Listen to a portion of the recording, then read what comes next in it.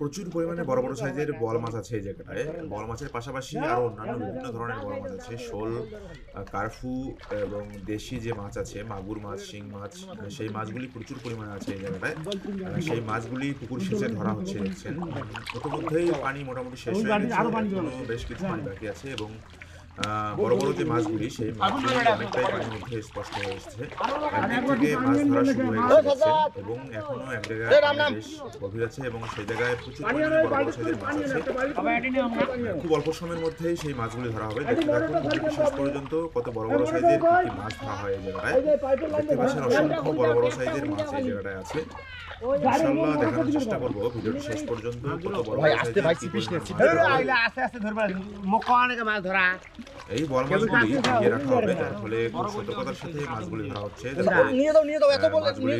ক্ষতি না হয়। মাছগুলি ধরে এক জায়গায় দিয়ে রাখা হচ্ছে এবং এই জায়গায় বড় সাইজের যে মাছগুলি আছে সেই মাছগুলি স্থানীয় বাজারে বিক্রি করা হবে এবং মাঝারি সাইজের এবং ছোট সাইজের যে বলগুলি আছে সেই বলগুলি জিয়ে রাখা হবে পরবর্তীতে আবারও ছেড়ে দেওয়ার জন্য এই জায়গাটায়।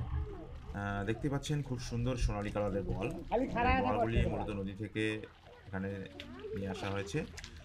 মাশাআল্লাহ খুব সুন্দর বলের পাশাপাশি বেশ বড় বড় সাইজের মাছ আছে। সেই মাছগুলি খুব অল্প সময়ের মধ্যেই এখান থেকে ধরা হবে। দেখতে থাকুন ভিডিওটি শেষ পর্যন্ত কত বড় বড় সাইজের কি কি মাছ ধরা হয় এই জায়গাটায়।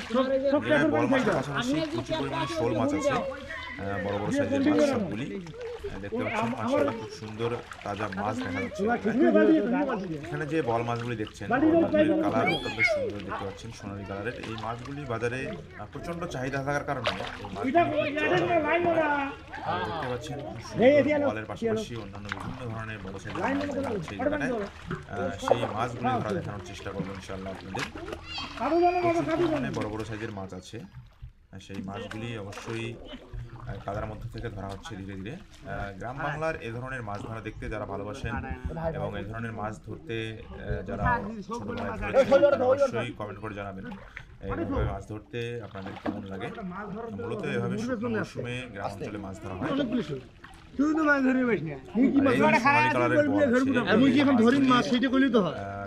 কে কে ধরেছেন ইতিমধ্যে এবং বাংলা মাছ ধরো